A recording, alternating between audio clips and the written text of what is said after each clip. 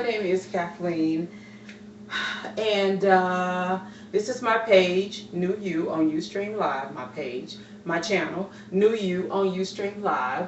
One thing, thank you for joining me or watching this video. One thing I want to talk about to us tonight, the title of this is Black Family. It'll be Black Family number one. But one thing I want to talk about in hindsight of the incident that involves Mike Brown and just all of the young black men who have been victimized or murdered or killed. I'm going to say a couple of things. You may not agree with me, and that's okay. You may agree with me, and that's lovely. But I kind of just want to help us be um, be the best that we possibly can be. First of all prayers to the family of Mike Brown.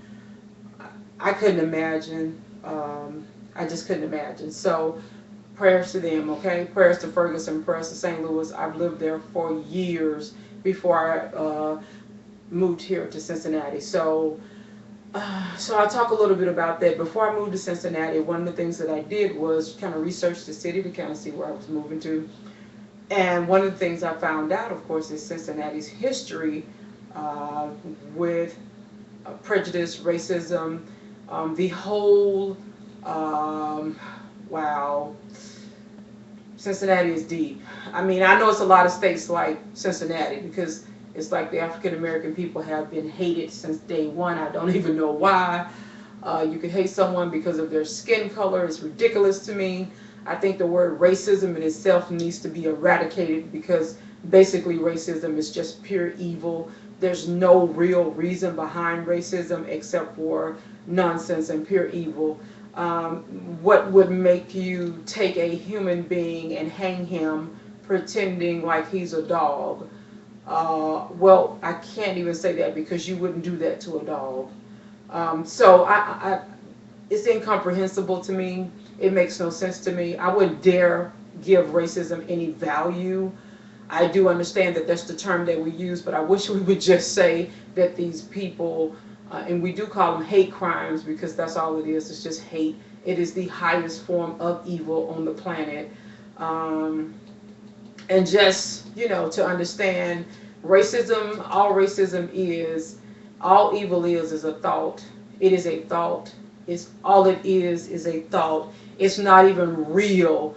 It's a thought. It's a thought, and then a thought creates an action, and then an action yields a result. So that's all it is. It's people who sit around and think of evil thoughts all day.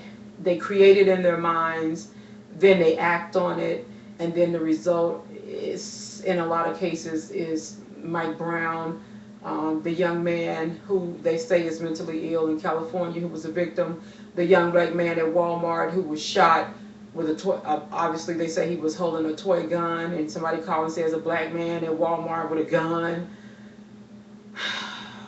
Then you have Fruitville Station.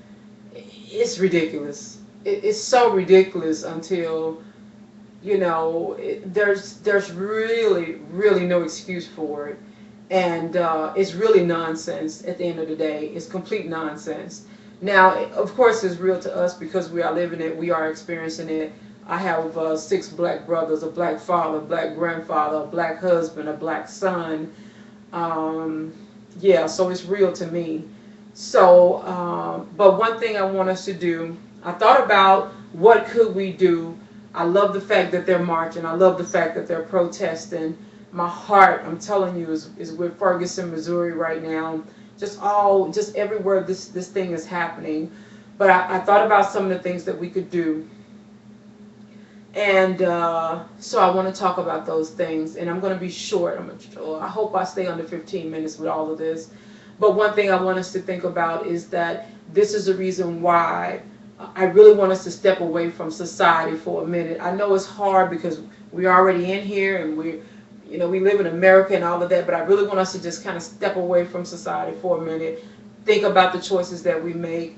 And none of this is not about Mike Brown. This is just as a society to just step back for a minute, look at our own communities, look at what we do, in our communities. I have another video up. It's called, I think it's called Black and Alive in America, being black and living in America, something like that. Watch that. I really talk about the ghetto, the violence, the drug dealing. Where does that really put us? You understand? Where does that really put us? How is that affecting us? How is that hurting us?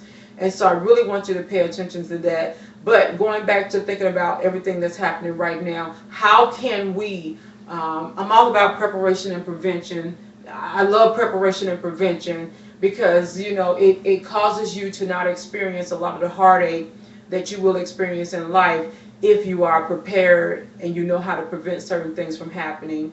And so this is a challenge, and this is going to take some faith, and this is going to take some guts, and you're going to have to be brave, and you can't be fearful. You have to be fearless to do something like this. But I want us to wake up and take a position of power in our own communities. And you won't be able to do this if you are one of the people in society if you're a criminal. Okay, you won't be able to participate in this. If you're a criminal, you won't be able to participate in this. If you're a gang member, you won't be able to participate in building the structure of black society. If you are, in fact, one of those people who are demoralizing or taking down who we are as a people. And I'm just going, you know, that's just the truth. You can't be like a drug dealer or a pimp or a gangster and then contribute to society. Yeah, you can buy some backpacks and all that. You really can. You can buy some school clothes, and you probably can make a donation. But those things are against the strong black family that we need to be. And I don't have time to throw rocks, and I'm not turning nobody into the police. But I'm just pointing it out. So one of the things I thought we could do is, first of all, know who is responsible. This goes back to voting and paying attention, basically. You just move in a neighborhood, you don't know anybody, you don't know anything. You just move there, you grocery shop, you do this and you do that. But you really need to know who is responsible because we live in a neighborhood. So none of us own the neighborhood. You may own a house or a home in the neighborhood. You may rent there, you may reside there, but that's not your neighborhood. The neighborhood is patrolled by policemen. Every city has law enforcement. And so one of the things I want us to think about doing is knowing who is responsible. I live in the city of Cincinnati.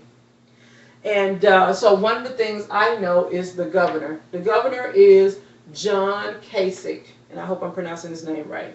This is the governor's phone number. The governor is responsible for the state of Ohio. That's his responsibility. He is the governor.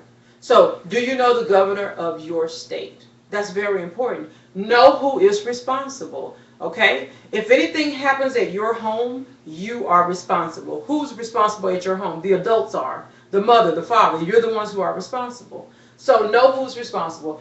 The mayor is John Cranley. His number is 513-352-3250.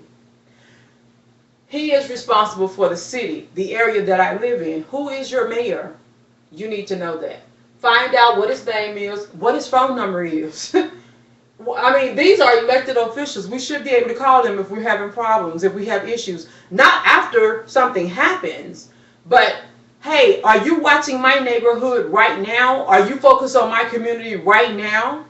And, you know, make sure you get out there and vote. Jeffrey Blackwell is the chief of police here. So I'm just going to put COP, cop, the head cop. So know who's your COP, who's your chief of police. If something happens in your neighborhood, who's responsible? Somebody has to take responsible. And we need to start knowing who they are and making them responsible and accountable right now. Not just after something happens, but right now. Make them responsible. So we have the governor. Know your governor. Know his name. Know his phone number. The mayor. Know his name. Know his phone number. Chief of police. Know his name. Know his phone number. This is the piece right here. Don't just show up for court. In fact, stay out of court. Lord, I ain't going to even go there. I promise you, on court night, if you want to know how many African Americans live in the neighborhood, go to court. I'm going to take that back. Can I retract that statement? Okay. Go to the police department with your family. Take John. Take Tequila. Take Marion. Take Jaquez. Take mother, father, family, Jennifer, Lucy, whoever. Go to the police department with your family. Let them know, hi, we're here to meet the area police department staff. I want to see who you are. Because these people here have decided they've taken an oath to protect and serve you. Don't wait until something happens. Know these people. Know who's responsible. Know the names of your community patrolmen. Who patrols your area? Each police officer is assigned an area. Who patrols your area? So then you won't be like, well, who was patrolling? Darren Wilson. Who is Darren Wilson? Know the patrolman in your area. Okay? Ask for their name. Badge number. Who's working over here? I want to know who's responsible, because if something happens and I'm calling you and I don't get the response, I know how to go up this ladder of responsibility. Okay? Visit the local police station. Be engaged, not afraid. Be engaged, not afraid. Be engaged, not afraid. Do not be afraid. For God's sakes, you pay your tax dollars for these people to protect you. Okay? You don't pay tax dollars for criminals. And I don't even know why we commit crime. I can't even get into that. Like, why? I don't understand. But, so, visit your local police station. Be engaged, not afraid. Visit them frequently.